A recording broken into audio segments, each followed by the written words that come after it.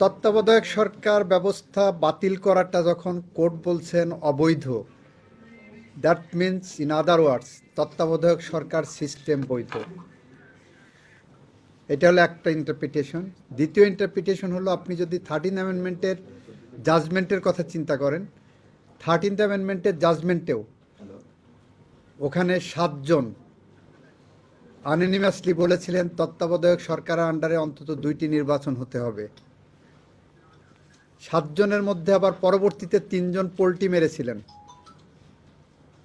জ্ঞানপাপী একজন জাজ ছিলেন, খায়রুল হক নাম।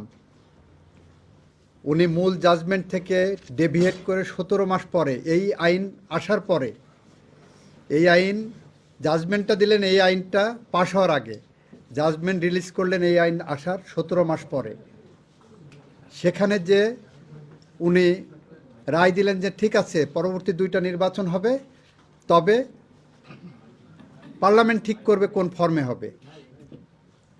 ওনাদের থেকে দল ছুট হয়ে সিনাবাবু বললেন যে না, আগামী 2টাই হবে কেয়ারটেকারের আন্ডারে, তবে আপনার জুডিশিয়ারিকে বাদ রাখা উচিত। আর আগের 3 জন তো বলেছিলেন যে এটা তত্ত্বাবধায়ক সরকার বৈধ।